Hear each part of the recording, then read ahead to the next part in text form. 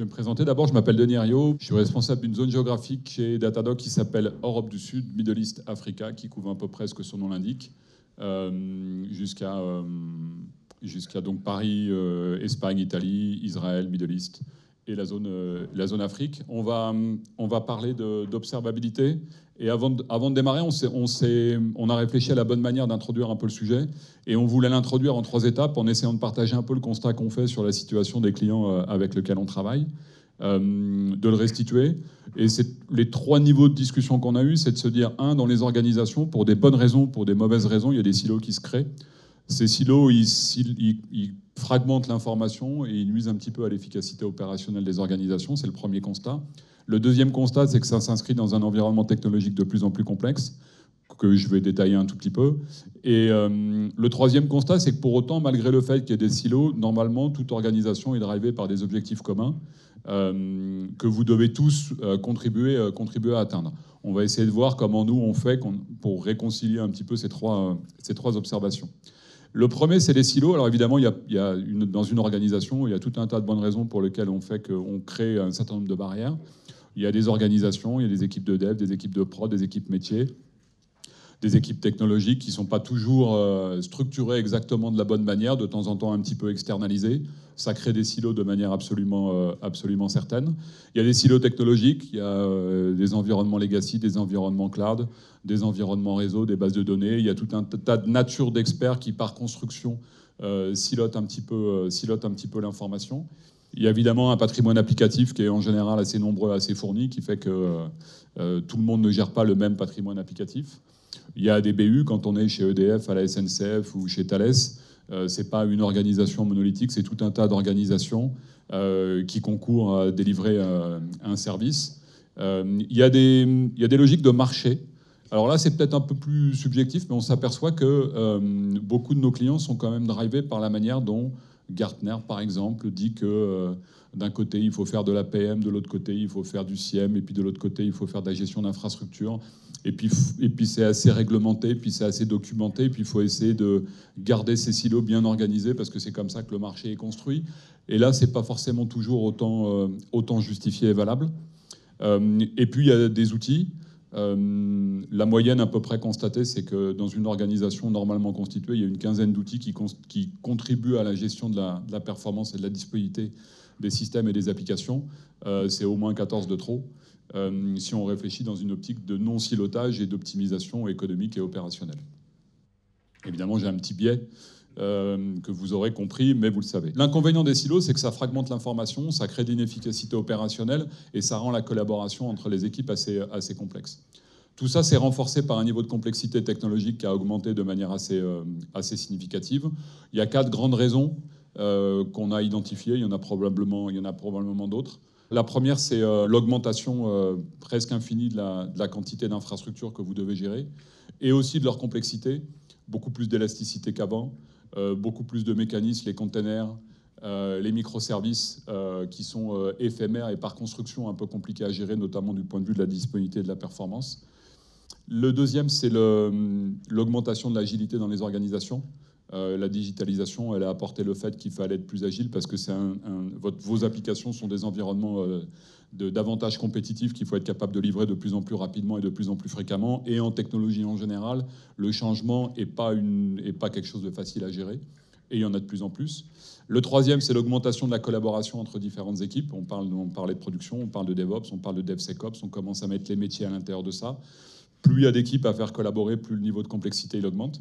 Et puis le dernier sujet, c'est l'augmentation des technologies. Le patrimoine technologique d'une organisation informatique, il est considérable. L'open source a rajouté un certain nombre de couches relativement significatives qui fait que l'ensemble est assez compliqué à gérer. Pourtant, si on réfléchit à c'est quoi la finalité de tout ça, on s'était forcé de le résumer d'une manière la plus simple possible. L'objectif d'une organisation, c'est 1, vous devez produire du code le plus fréquemment possible et le plus fiablement possible. Et puis toutes les couches de technologie qui sont nécessaires pour que ces applications elles fonctionnent correctement. C'est ça qu'on doit faire. Et on a identifié 6 grands critères qui nous paraissent importants pour faire ce travail le plus correctement et le plus efficacement possible.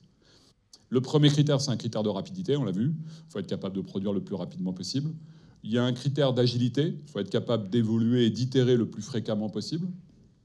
il y a un critère de performance. C'est souvent des applications qui sont exposées, internes ou externes, potentiellement vitales pour le métier que vous faites. Critique d'un point de vue de l'enjeu métier. Si vous n'avez pas le niveau de performance et le niveau de disponibilité qui est approprié par rapport à la criticité de l'application, on n'a pas complètement atteint l'objectif. Ce qui devient un peu plus compliqué, c'est que ça, c'est très bien d'arriver à faire ces 4 critères-là. Ce qui est plus compliqué, c'est de le faire de manière efficace d'un point de vue économique. C'est-à-dire, est-ce que j'ai produit le minimum de quantité de ressources nécessaires pour arriver à résoudre les 4 premiers enjeux que je me suis fixés? Parce que dépenser beaucoup d'argent pour être efficace, agile, c'est possible. Optimiser le niveau de moyens que vous mettez pour atteindre ce maître objectif, c'est un peu plus compliqué parce qu'en général, quand on tire l'un, on a tendance à réduire un peu l'autre. Donc l'idée d'optimiser les moyens nécessaires pour arriver à produire ce service, c'est un élément qui nous paraît important dans un contexte économique à peu près contraint où globalement tout le monde essaye quand même d'optimiser la manière dont il dépense son argent et c'est tout à fait normal. Et puis il y a un critère de sécurité, vous êtes dans des... on a beaucoup de conversations en ce moment sur l'exposition au travers des JO qui va beaucoup nous exposer. On est dans des environnements contraints où les failles sont nombreuses et si vous voulez produire ce service de la bonne manière, il faut intégrer la sécurité. La problématique de tout ça, c'est que ça a souvent tendance à être appréhendé de manière, encore une fois, un petit peu silotée, alors que la conviction de Datadog, c'est que la bonne manière d'appréhender un de ces problèmes ou l'ensemble de ces problèmes, c'est de l'appréhender d'une manière collaborative et que tout le monde contribue à l'atteinte de cet objectif. Faire que votre application elle soit sécurisée, ce n'est pas le problème de l'équipe sécurité. C'est le problème de tous les individus dans une organisation. Exactement comme la sécurité physique dans les locaux, d'ailleurs, c'est exactement pareil. Si tout le monde n'est pas sensibilisé au problème, vous êtes sûr que vous aurez des failles. Et si on revient un petit peu à la genèse, alors je suis désolé pour ceux qui ont déjà entendu l'histoire une 50aine de fois, mais comme ça vous pourrez la raconter vous-même. Dans les dîners, c'est toujours super. D'où vient l'idée de Datadog et de créer cette plateforme de collaboration pour casser les silos? C'est 2 Français, pour ça qu'il y a le petit drapeau, et c'est pour ça qu'on est bien loti ici d'un point de vue logistique avec des locaux qui sont assez grands pour vous accueillir tous ce soir. Donc Olivier et Alexis, ils sont respectivement en 2010, ils sont responsables de production, responsables de développement. Ils se connaissent très bien, ils ont fait leurs études ensemble. Il y a tout ce qui est nécessaire pour qu'ils arrivent à correctement travailler. Et très très vite, ils font le constat qu'ils n'arrivent pas à travailler efficacement et à atteindre les objectifs qu'on a cités. Et le principal enjeu qu'ils identifient, c'est la problématique qu'ils ne parlent jamais exactement de la même chose parce qu'ils n'ont pas un socle commun de collaboration et de partage d'une information fiable. Donc chaque partie d'équipe, chaque silo regarde une partie de l'information telle qu'il la voit. Pour lui, tout va bien. Pour autant, globalement, l'objectif n'est pas délivré. Et donc, ils ont l'idée qu'il faut créer cette plateforme. Et ils vont augmenter au fur et à mesure du temps à une vitesse relativement significative. Ils vont commencer par se poser la problématique de l'infrastructure. Ensuite, ils vont se dire, si je veux avoir une vue transverse globale de l'ensemble des problématiques que je viens d'évoquer, il faut que j'augmente mon cercle. Il faut que je collecte des informations sur la performance de mon application. Il faut que je collecte des logs. Il faut que je collecte la vision utilisateur. Il faut que je puisse ajouter une logique de coût et d'efficacité économique. Il faut que je puisse ajouter des problématiques de sécurité. Et vous avez là, en quelques minutes et de manière très très simple, l'évolution de toute la roadmap de Datadog, qui est passée en une dizaine d'années de 1 produit à 25 produits à peu près. Et il y a un mantra qu'on aime bien, Deploy everywhere, used by everyone. Il y a bien dans l'idée, je pense que ça sera très visible sur le témoignage du Bon Coin tout à l'heure, l'idée que l'efficacité opérationnelle dans une organisation, ça passe par la collaboration et ça passe par rendre les gens autonomes et efficaces sur leur secteur d'activité sans avoir besoin d'avoir un niveau d'expertise toujours très élevé pour résoudre les problèmes que vous devez résoudre au quotidien. J'espère que vous ne me contredirez pas après. 4 chiffres pour vous donner des ordres de grandeur pour ceux qui ne connaissent pas du tout. Il y a 27 000 clients dans le monde, Datadog. On insiste toujours sur ce nombre-là parce que c'est important. Pour ceux qui connaissent un peu le marché du logiciel et notamment entreprise, 27 clients, c'est absolument énorme. Et c'est important parce que ça veut dire qu'on est capable d'adresser des tout petits clients et des très gros clients. Et j'ai pas dit les fondateurs, ils sont encore tout à fait aux manettes. Il y en a un qui est CEO, un qui est CTO. Et ils ont l'habitude de dire que les 15 000 plus petits clients sont un indicateur tout à fait pertinent du fait qu'on continue à aller dans la bonne direction d'un point de vue roadmap et technologique, parce que tant qu'ils continuent à pouvoir utiliser la plateforme, dans des tout petites organisations où il n'y a pas le niveau d'expertise d'une grande organisation, où ils sont un petit peu multitâches, tant que ces gens-là continuent à pouvoir utiliser la plateforme, ça veut dire qu'on a un niveau de complexité qui est appréhendable par le plus grand nombre. Et donc la logique de collaboration et d'efficacité collective dont on parle, elle reste valide. Donc ce sont les témoins de notre capacité à aller parler au plus grand nombre. 650, c'est le nombre d'employés, ça a augmenté. Ça augmente assez vite d'ailleurs. Donc on est 5000 dans le monde, à peu près. Ça fait un peu plus de 2 milliards de chiffre d'affaires, ce qui, sur le segment de l'observabilité, nous fait être l'acteur le plus important en volume, alors qu'on est un des plus récents. Il y en a toujours qui arrivent, mais on est un des plus récents. 650 personnes à Paris, c'est anecdotique, mais c'est quand même important. D'abord parce que les fondateurs ont le bon goût de rendre une partie du mérite qu'ils ont eu au pays et à notre économie.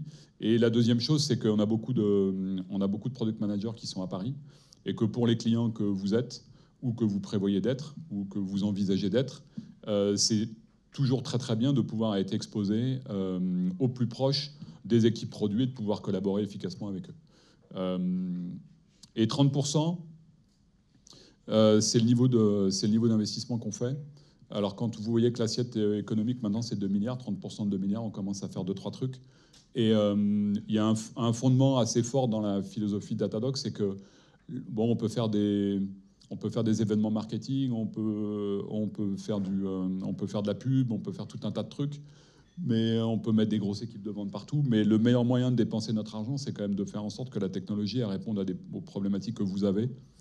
Et chaque euro dépensé chez Datadog, ce qui peut des fois être une petite contrainte dans notre vie quotidienne, est toujours pensé pour être mis le plus possible dans la technologie. Et si on doit choisir, c'est toujours la technologie qui prime. Et je pense que c'est un bon principe. On a regardé un petit peu le niveau de connaissance et de compréhension de Datadog. Il est extrêmement varié dans l'organisation. Il y a des gens qui sont clients depuis très longtemps, et puis il y a des gens, c'est probablement la première fois que vous mettez les pieds dans les locaux. Donc juste pour resituer un petit peu le niveau de connaissance, qu'on soit tous sur un pied d'égalité, ça se lit de gauche à droite. Enfin, oui, ça se lit de gauche à droite. Qu'est-ce que ça fait Datadog? D'abord, c'est un grand collecteur. On collecte énormément d'informations. Si on veut mettre sur une place commune tous les éléments d'information pertinents pour caractériser le niveau de sécurisation de votre système d'information, son niveau de performance, son niveau de disponibilité, son niveau d'efficacité économique, il faut pouvoir collecter toutes ces informations et pour pas que ça vous prenne ni trop de temps ni trop d'argent. Donc on a développé un nombre de collecteurs très significatif. Les 30% de R&D passent beaucoup là-dedans. Parce que si on n'a pas ça, on n'est pas capable de se déployer rapidement sur vos environnements et on n'est pas capable de couvrir tous vos environnements. Donc les couches d'intégration sont un élément important et c'est la première chose qu'on fait. Ensuite, on a développé des couches de services qui sont factorisées. Ça veut dire que quel que soit votre point d'entrée, quel que soit ce que vous allez faire sur la plateforme Datadog, vous allez utiliser ces services. Et quand on parle de collaboration, d'efficacité économique, bon, tout le monde dit qu'il a une plateforme. La vérité, c'est que chez beaucoup d'acteurs, ce n'est pas tout à fait vrai. Datadog, c'est une plateforme technologique et quel que soit votre point d'entrée, vous allez utiliser la même manière de faire de dashboard, la même manière de créer des alertes, la même manière de gérer de l'intelligence artificielle, la même manière de gérer la collaboration ou de gérer des workflows. Donc il y a beaucoup d'efficacité qu'on tire par rapport à ça. Ces deux choses-là, l'intégration, les services communs, ils sont mis à disposition de cas d'usage. Vous pouvez utiliser l'intégralité des stacks technologiques ou vous pouvez utiliser un seul. C'est absolument en fonction de vos besoins pour gérer vos infrastructures, votre réseau, les logs, la sécurité, votre pipeline CI/CD ou tout autre élément qui vous paraît pertinent à l'intérieur des use cases qui sont là et qui continuent à évoluer à grande vitesse, puisque tout ce qu'on a dit là, l'agilité, etc., sont des choses qu'on s'impose, on le verra après, puisqu'il y a quelqu'un de Datadog qui témoignera. On met ça dans une... alors, il y a single pane of glass que, bon, alors ça se traduit pas, en fait, c'est assez compliqué, mais on met tout ça dans un point commun et on met ça à disposition de tous les acteurs qui contribuent à délivrer ce service, chacun avec son niveau de granularité, chacun avec le niveau d'information dont il a besoin, pour permettre, le moment où c'est nécessaire, de mettre tout le monde autour de la table pour collaborer efficacement. Simple. À quoi ça sert ? C'est-à-dire, qu'est-ce qui fait que vous êtes là et que vous vous dites est-ce que c'est intéressant de déployer Datadog et pour résoudre quelle nature de problème? On a expliqué ça de manière très très macroscopique et évidemment on ne peut pas rentrer dans tous les niveaux de détail qui seraient nécessaires de faire. Mais en gros, on aide les organisations à aller plus vite. Alors j'ai un assez bon témoin, normalement, tu me diras, mais il y a un client qui va témoigner qui s'appelle Sanofi Accelerator. Donc a priori, sans dévoiler trop le contenu de la présentation, il y a un sujet autour de la vitesse et on aide les organisations à aller plus vite par plus de maîtrise et plus d'agilité. Ça, c'est le premier gros enjeu que vous avez, qui est quand même un élément de différenciation important. Le deuxième, qui n'est pas toujours complètement bien intégré, c'est une logique de coût. sur deux éléments. Un élément d'efficacité opérationnelle. Les silos qu'on a dit rendent les organisations pas toujours très efficaces. On a un élément d'efficacité opérationnelle. La deuxième chose, c'est que j'ai cité tout à l'heure 15 outils en moyenne. Quand vous passez de 15 outils à un outil, globalement, vous économisez de l'argent. C'est à peu près mécanique. Et à chaque fois qu'on se pose la question et qu'on a l'occasion de le démontrer, on le fait. Donc il y a un vrai enjeu économique de rationalisation, de simplification et d'efficacité. Le troisième enjeu, c'est un enjeu de sécurité et de conformité. Sur vos infrastructures, sur vos applications, s'assurer que vous n'êtes pas vulnérable et que vous apportez les bonnes réponses par rapport aux risques que vous êtes capable d'identifier, qui est un enjeu qui est quand même en train de prendre des proportions assez significatives et qu'on refuse d'isoler et de mettre un petit peu à l'extérieur. C'est un sujet commun qui concerne tout le monde. Et le quatrième enjeu, c'est l'expérience client. Alors de plusieurs manières, quand vous allez vous allez acheter un ordinateur à la Fnac, par hasard. Si le temps de réponse n'est pas bon, si l'expérience utilisateur n'est pas bonne, vous n'achetez pas à la Fnac. Donc vous devez avoir une expérience utilisateur qui est irréprochable du point de vue de la disponibilité, du point de vue de la performance, parce qu'on est devenu très très impatient dans la manière dont on consomme la technologie, et aussi d'un point de vue du parcours. Et comme maintenant on collecte les informations sur le parcours utilisateur, on est capable d'aider aussi les organisations à identifier où sont les failles, où sont les dysfonctionnements, où sont les points d'amélioration pour que le parcours utilisateur soit meilleur et que vous ayez une satisfaction client plus forte. Donc il y a 3 témoignages qui vont s'enchaîner avant qu'on rejoigne le cocktail. Le premier, c'est le témoignage de Jean Burelier, Sanofi, Accelerator. Comme je disais, je ne vais pas dévoiler ce que tu dis, c'est très parlant. Le deuxième, c'est Alexis Détré, du Bon Coin. Alors le Bon Coin, j'hésite toujours un petit peu, mais c'est probablement le site le plus consommé en France ou le plus sollicité en France. Donc le niveau d'exposition, le niveau d'exigence, il est a priori raisonnablement important. Et puis nous, en fait, on est un très très gros producteur de, tout ce que j'ai dit sur produire du code, itérer, être agile, optimiser notre équation économique, c'est des choses super importantes pour l'acteur qu'on est technologique. Et puis comme on fait du cloud et du SaaS, si on ne produit pas au bon niveau de service, a priori, vous allez le savoir et vous allez nous le faire savoir. Donc on est un acteur très très pertinent pour dire ce qu'on fait. Et il y a Léo, l'avantage d'avoir les product managers pas très loin.